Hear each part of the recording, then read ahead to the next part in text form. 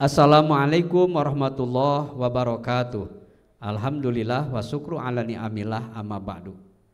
Pendengar dan pemirsa, hak seorang muslim terhadap sesama muslim ada 6, yaitu bila engkau berjumpa dengannya maka ucapkanlah salam. Bila ia memanggilmu maka penuhilah. Bila dia meminta nasihat kepadamu maka nasihatilah. Bila dia bersin maka mengucapkan alhamdulillah, maka bacalah yarhamukallah. Semoga Allah memberikan rahmat kepadamu. Bila dia sakit maka jenguklah, dan bila dia meninggal dunia maka hantarkanlah jenazahnya. Hadis riwayat Muslim.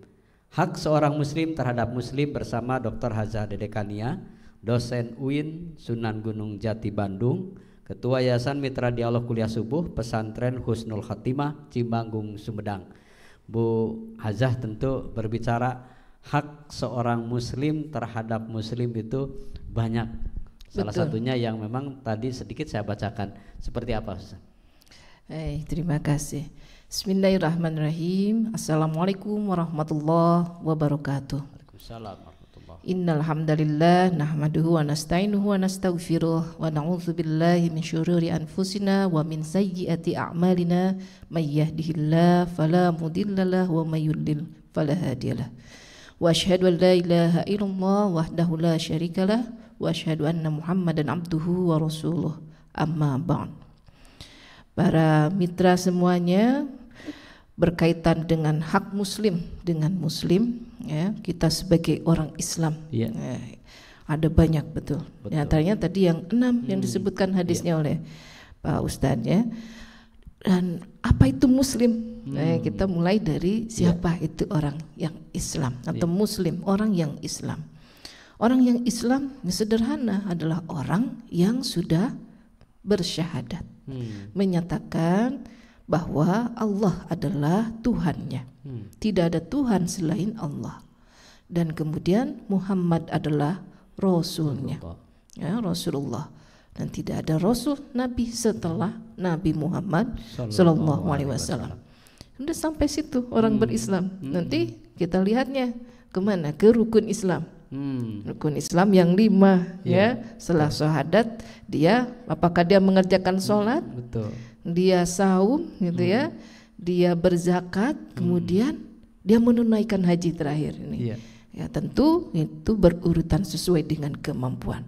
Tapi yang namanya sholat wajib hukumnya untuk dilakukan dalam keadaan apapun. Dalam keadaan sakit pun wajib untuk sholat. Tidak bisa berdiri dengan duduk, tidak bisa duduk dengan berbaring, tidak bisa menggerakkan anggota badan dengan isyarat. Sholat terus. Karena itu sebagai bukti bahwa kita orang yang Islam. Sebagai orang yang Islam, kita dipersaudarakan dengan orang Islam lainnya. Jadi Muslim bersaudarakan dengan Muslim lainnya. Dan kalau sudah tahapnya lebih tinggi itu beriman. Orang mukmin disebutnya. Ya, Allah mempersaudarakan orang yang beriman. Innamal mu'minuna ikhwatun. Ya, bahwa orang yang beriman itu bersaudara. Jadi bertingkat gitu ya. Ada yang Islam, kemudian naik kepada keimanan jadi mukmin, ada yang muttaqin, ada yang muslih, terakhir ada yang muhsin. Nah, itu bertingkat. Kita mampunya di mana? Sesuai kemampuan kita. Di Islamnya berarti tadi yang iman rukun Islamnya penuhi, tapi jangan lupa keimanan kita kepada Allah, karena kita sudah bersyahadat, buktikan juga rukun imannya juga dipenuhi. Ini yakin bahwa hanya Allah Tuhan kita. Ada nabi-nabi, ya, ada malaikat, ada kitab yang diturunkan, ada qada dan ada hari kiamat. Itu bukti keimanan kita kepada Allah. Bagaimana hak muslim kepada muslim lainnya? Kenapa muncul hak muslim kepada muslim ini, ya? Betul. Kenapa muncul? Karena tadi kita dipersaudarakan oleh Islaman kita, dan kita dipersaudarakan oleh keimanan kita. Semata-mata karena itu. Bahkan persaudaraan karena keimanan ini itu lebih kuat gitu ya daripada dengan saudara kandung, kadang ya. gitu ya, saudara kandung. Ada yang demikian. Kenapa? Karena hukumnya kalau saudara kandung gitu ya. Ada yang kemudian kalau dia berbeda keimanan maka berbeda lagi aturan hukumnya.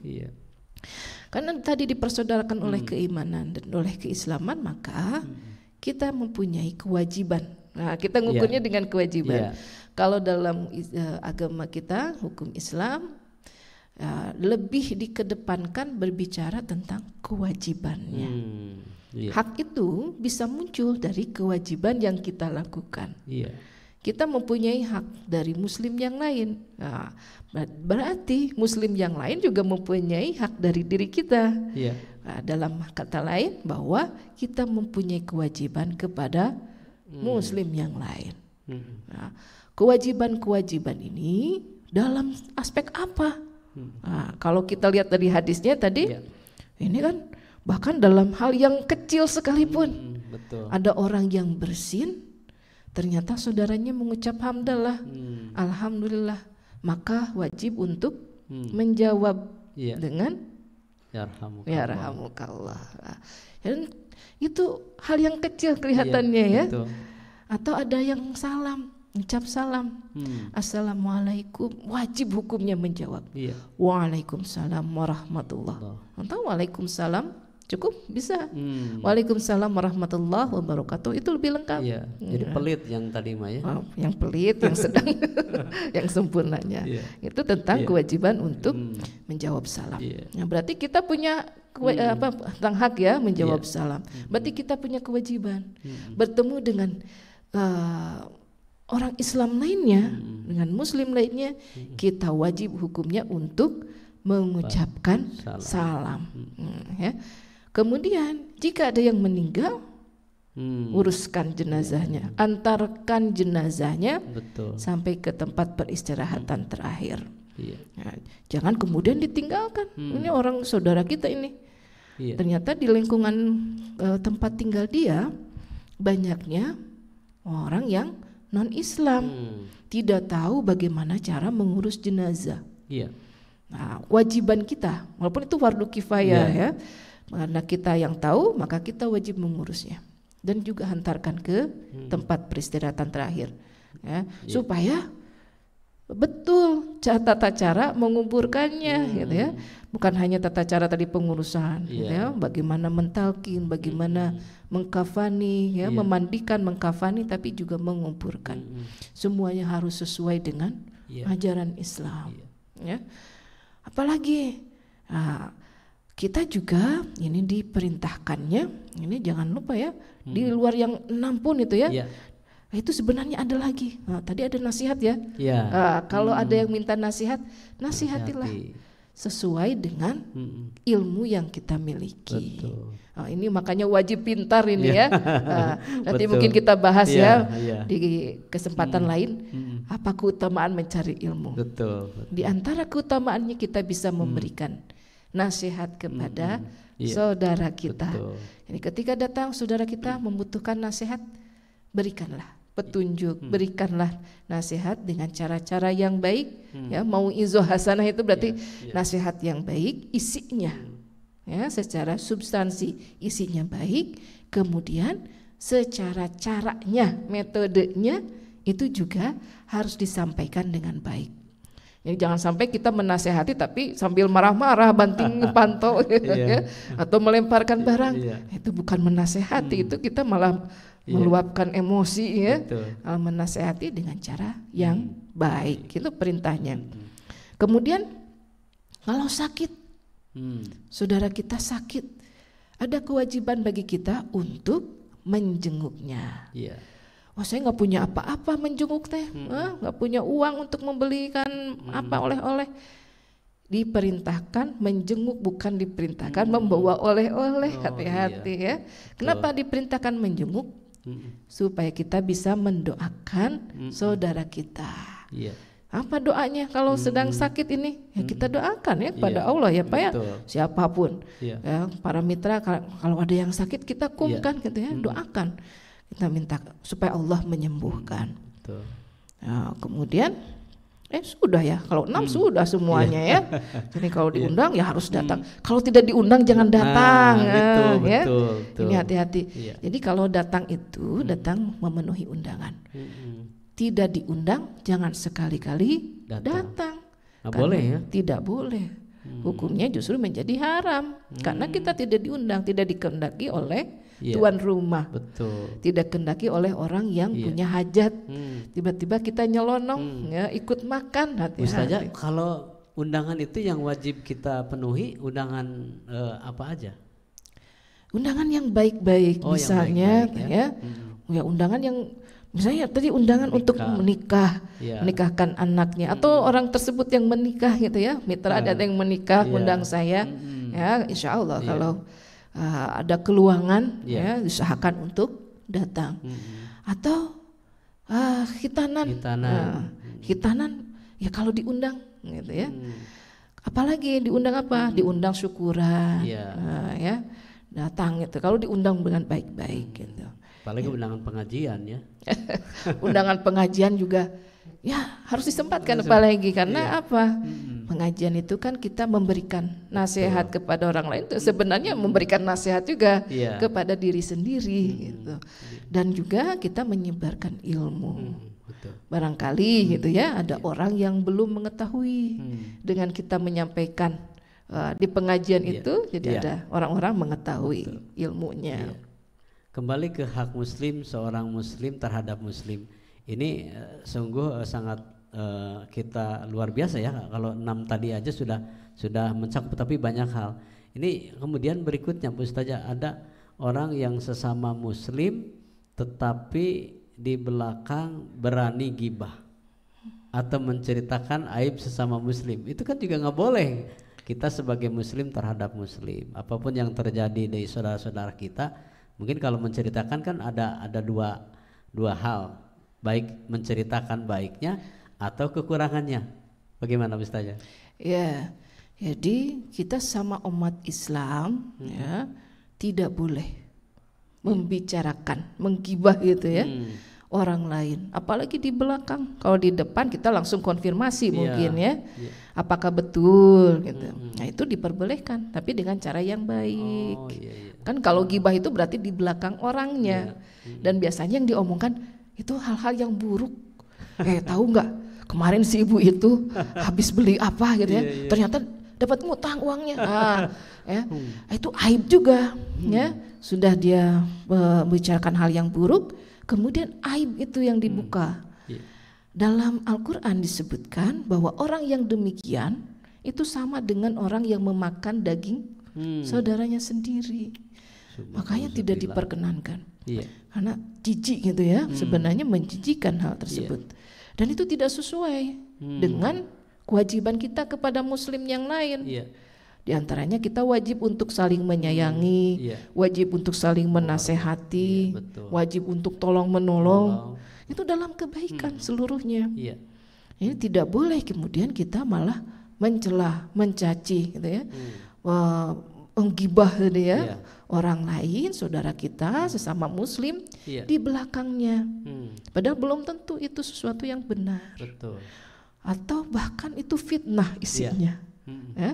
Tentang benarnya pun tidak diperkenankan, apalagi kalau isinya bohong. Nanti kategorinya memfitnah. Hati-hati. Fitnah itu juga dosa yang besar. Ya. Jadi pasti banyak nanti ya. Kewajiban-kewajiban kita.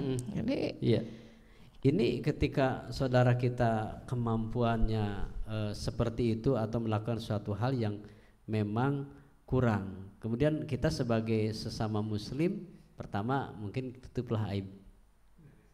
Kewajiban kita menutup aibnya, Ustazah. Betul, menutup aib. Juga perintah itu juga salah satu hak kita terhadap sesama muslim, Ustazah. Betul. Ya, ini terkait dengan aib saudara, ya, teman, keluarga, sesama muslim.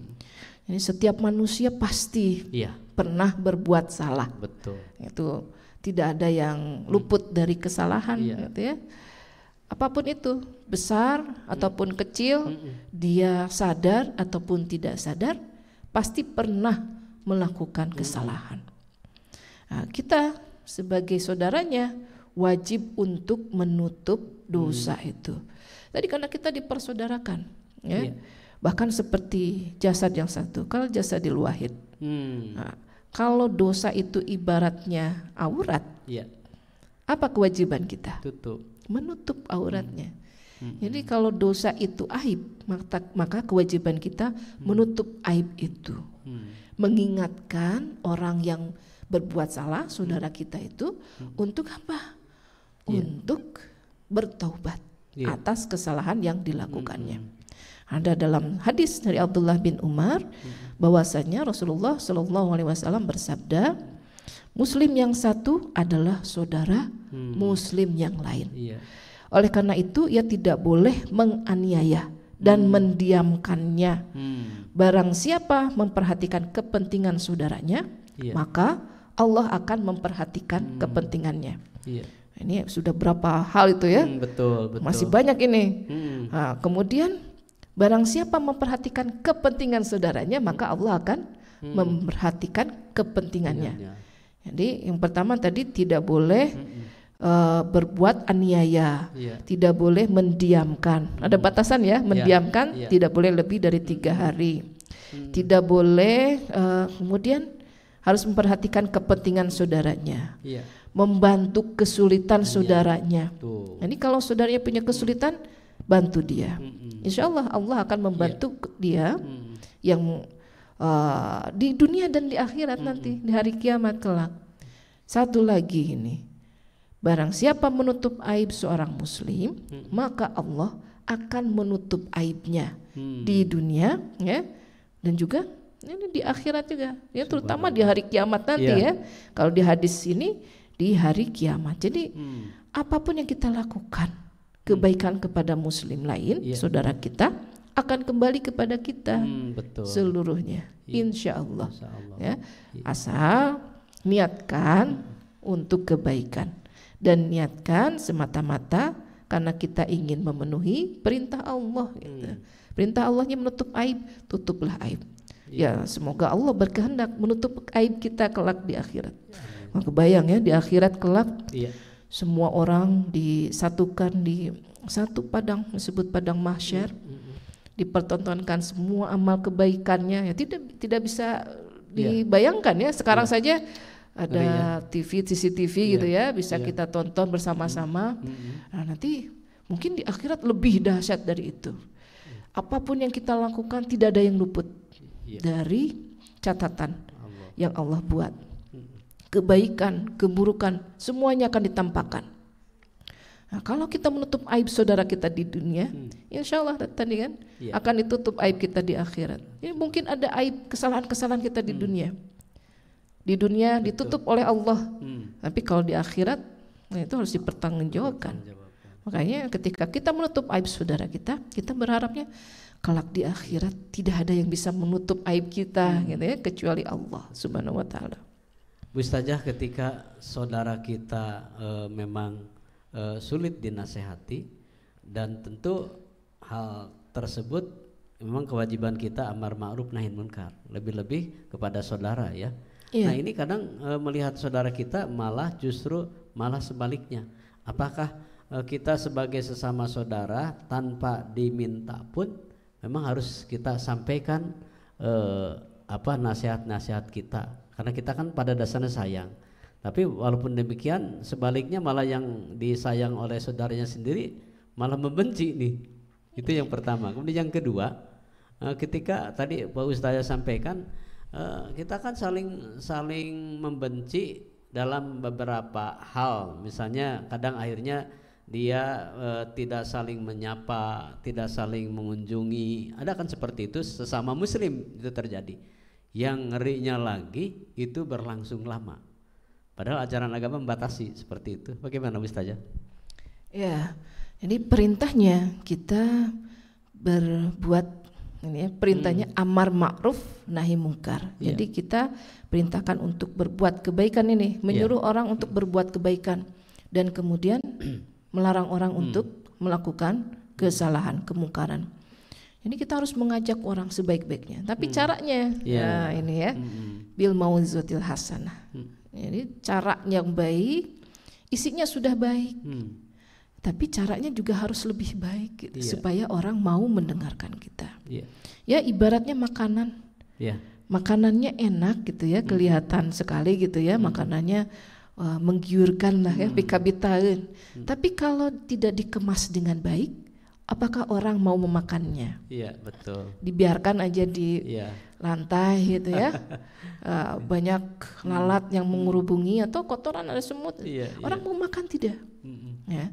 Nah, kalau kita ibaratkan seperti itu, bahwa nasihat kita itu harus dengan makanan atau dengan bahkan dengan fisik kita manusia. Orang akan melihat kita secara baik dan senyum. Kalau kita banyak senyum gitu ya. Ramah gitu kelihatannya, pakaiannya walaupun tidak mahal tapi rapi, bersih. Itu kemasannya. Nasihat pun demikian. Jadi tidak dengan cara yang kasar, tidak dengan cara yang tadi marah-marah, tidak demikian. Namanya juga nasihat. Kita niatkan atas nama Allah, lillahi ta'ala, ya, kita berharap bahwa nasihat kita itu menjadi wasilah supaya orang yang kita nasihati ini mau gitu ya, melakukan kebaikan-kebaikan dan menjauhi larangan yang sudah ditetapkan oleh Allah. Tujuannya ke sana. Dan kita diperintahkannya untuk berdakwah tadi ya, amar ma'ruf nahi mungkar, mengajak saudara kita untuk berbuat kebaikan. Kalau orang itu tidak berkehendak, ya serahkan saja kepada Allah. Jangan sampai kemudian sampai marah gitu ya. Sudah nih capek gitu ya kita berbicara panjang lebar, ternyata orangnya tidak mau mengikuti apa yang kita sampaikan. Tidak perlu demikian. Karena apapun yang kita sampaikan, kalau kita niatkan atas nama Allah lillahi ta'ala, itu menjadi kebaikan bagi kita. Ya, adapun orang itu tidak mau mengikuti nasihat kita, ya Allah juga nanti akan menilai orang tersebut. Jadi semua itu ya kita kembalikan kepada Allah.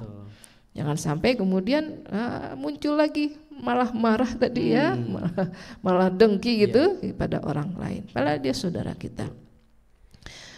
Berkaitan dengan diam tadi, mendiamkan ya. Di hadisnya tidak boleh mendiamkan, ya, tidak boleh menyepelekan, tidak boleh mendiamkan orang lain, apalagi saudara kita. Dan batasannya 3 hari. 3 hari. Hati-hati kalau lebih dari 3 hari, Allah ikhlas tidak kepada kita, ridho tidak kepada kita. Jadi apapun yang orang lakukan kepada diri kita, ya kita kembalikan. Ada Allah yang menilai, ada Allah yang sudah menentukan semua kebaikan-kebaikan kita. Atau kebaikan-kebaikan kita tetap dinilai oleh Allah. Walaupun yang bersangkutan tidak menghendaki, walaupun ditolak oleh orang lain gitu ya. Karena dinasehati tadi jadi pundung gitu ya. Merasa bahwa dia lebih hebat dari yang menasehati. Ada orang demikian ya. Betul. Tadi apa itu? Ya itu sombong, penyakit sombong gitu ya. Sehingga kemudian dia malah memusuhi orang menasehati. Ada gitu yang demikian. Kaitan dengan saudara saling nasihat menasehati sesama muslim. Ini satu kasus yang dia sebenarnya di sisi lain harus kita tutup aibnya. Tetapi di sisi lain memang itu salah. Jadi maksudnya aibnya itu merupakan kesalahan yang harus dipertanggungjawabkan. Ada satu pihak berwajib yang mendatanginya. Misalnya, apakah kita harus menceritakan sejujurnya atau menutupinya atau seperti apa? Di sisi lain itu kan sesama muslim harus kita selamatkan, tetapi di sisi lain juga bertentangan dengan hukum. Kasus seperti itu kita bagaimana menyelamatkan saudara kita? Kalau ini hubungannya dengan penegakan hukum. Nah, dalam penegakan hukum kalau kita tahu tentang suatu peristiwa, itu wajib hukumnya untuk diceritakan sesuai dengan apa yang kita alami, sesuai dengan apa yang kita ketahui. Jangan ditutupi. Bukan berarti kita tega ya? Bukan, tapi itu juga sebagian dari kewajiban kita untuk berkata jujur. Nah, Kalau kita berbohong malah kita yang kena kesaksian palsu itu ya. Kan ya hati-hati. Banyak hal itu ya di dalam kalau di dalam pembuktian yang penting kita berkata jujur di dalam prosesnya. Tidak boleh ada yang ditutupi. Ini bukan dalam maksud untuk membuka aib saudara kita, tapi untuk membuka hukum seterang-terangnya, supaya hakim yang akan mengadili ini bisa berbuat seadil-adilnya, mengambil putusan gitu ya yang dapat diterima oleh semua pihak. Jadi saling menolong itu memang dalam kebaikan dan ketakwaan. Betul. Ketika hal-hal itu di luar hukum-hukum yang bertolak belakang, maka kita harus menyelamatkannya dalam artian memang dia harus paham ya dalam batasan itu. Ustazah, nih waktu kita terbatas, memang apa yang harus kita garis bawahi dari apa yang disampaikan? Jadi kalau kita mengembalikan pada kedudukan kita sebagai umat Islam, kita dipersaudarakan karena keislaman dan keimanan kita.